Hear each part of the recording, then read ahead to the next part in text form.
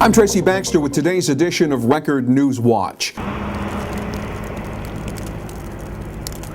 It was another day to battle the elements as part one of a two-part, two-day storm dumped up to a foot of new snow on parts of the region, closing schools and canceling events. Throughout the area, people were once again taking on the now familiar task of shoveling sidewalks and driveways. And snow-covered roofs were also getting some attention. And as with past storms, a snowblower was coming in really handy. In some places, the falling snow was already changing over to sleet, a combination that was making for slow going, or in some cases, no going. But this latest snowstorm was not about to stop the rail freight from moving through the Hudson Valley. And it also wasn't stopping the mail. At the Middletown Post Office, employee Ray Anthony was preparing to go on his express mail service run. He was less concerned about getting behind the wheel and more worried about the conditions he'll find when he arrives at people's homes. Well, it's not bad if people come out early enough to shovel off the steps so we can get to them. If they don't shovel the steps, it's hard to get to the mailboxes and makes it tough for us.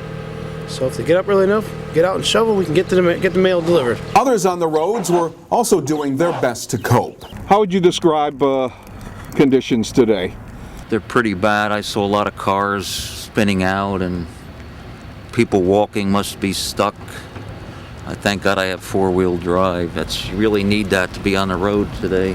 But believe it or not all drivers were complaining. What do you think of this? Oh, I think it's fun. I like driving in it. Really? Yes, I do. I'm driving all the time anyway, so it's nothing new to me. What's the secret to driving in this stuff? Watch out for the other drivers. This crazy weather, people drive crazy.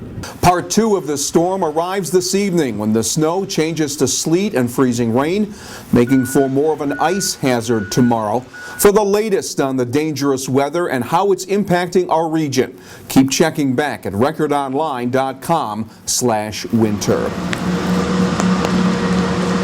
In my administration, this is going to be the way it works.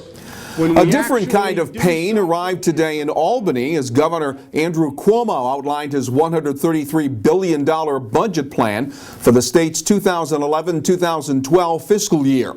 A spending plan that cuts the state budget by $3.7 billion, trims Medicaid by $2.8 billion, and aid to schools would be lowered by $1.5 billion. The governor says the $10 billion state budget deficit can be closed without raising taxes and fees.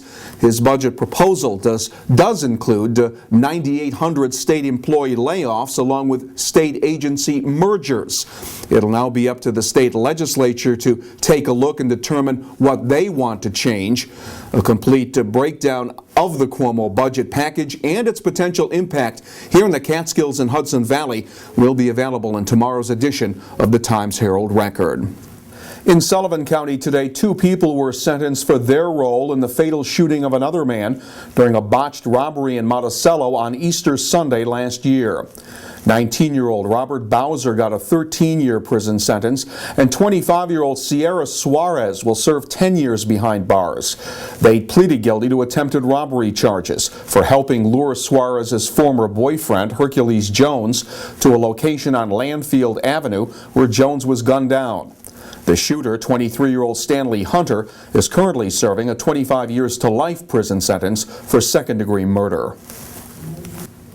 And it wasn't your normal chess tournament being played out last Saturday in the Middletown High School auditorium. State high school chess champion Deepak Aaron played more than 20 opponents simultaneously in an event to benefit the Middletown Food Pantry. Deepak admitted that playing 20 games at the same time can be a real challenge. Well, you gotta go board by board, but you have to, you can't really put too much time into each board, so oftentimes you have to deal with new things that you haven't looked at yet. So it's playing quick, but it's being accurate at the same time. Yeah, it is pretty tough to be focused, And as long as you have you got to follow your intuition when you play simul's and just hope that it works out.